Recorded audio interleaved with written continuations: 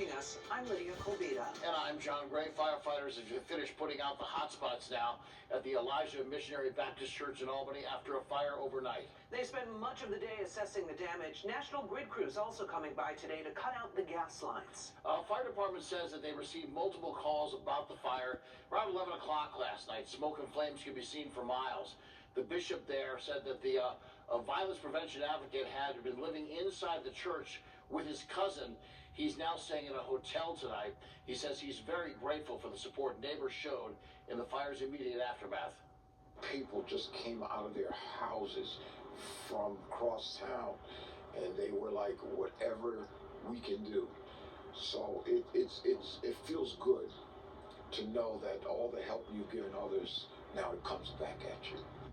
The church has been more than a place for worship. It's also served as a gathering space and a place where people of all ages could find support. News ABC's Laura Taglianetti explaining how the community is coming together to help. Fire crews finally left here at around 4 o'clock, just after 4. That was when they finished putting out some of the final hot spots from that fire. And we've been out here all day. The outpouring of support from the community has been staggering. It was a beautiful church, beautiful edifice. I kept everything intact. Bishop Avery Commithier bought the building here on 2nd Avenue in Albany 6 years ago as a home for the Elijah Missionary Church, or the South End Church. It was so beautiful. It was so big and so beautiful. I have the NBA Jam. I have the cars where you can sit down and drive in, things like that. And I do it because I care about kids.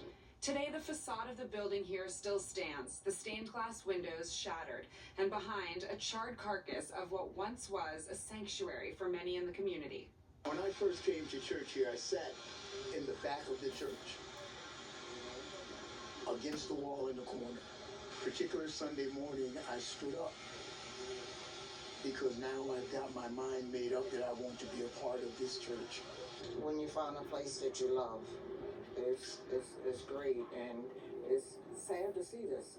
The bishop told me he's been overwhelmed by the outpouring of support from the community. Christianity is not about buildings, but about people. Father David McCuick of the Cathedral of the Immaculate Conception has been working since this morning to find a place for the congregation from the South End Church to continue to worship. These buildings holds for us a lot of memory, nostalgia, prayer, major life events, birth, marriage, death, happen within these buildings as we worship our God.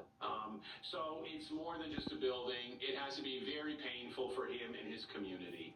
And it's not just Christians who've come together to help Avery and his congregation.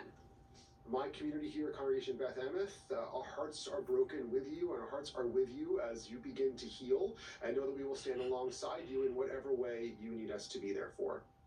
Rabbi Greg Weitzman has been speaking with other local religious leaders to find ways to support the church. Like, we are a family together, and we really take these tragedies personally, right? We want to help each other because this is an amazing city, and we need to be able to build it from the inside out, and our faith communities are at the very center of that as well.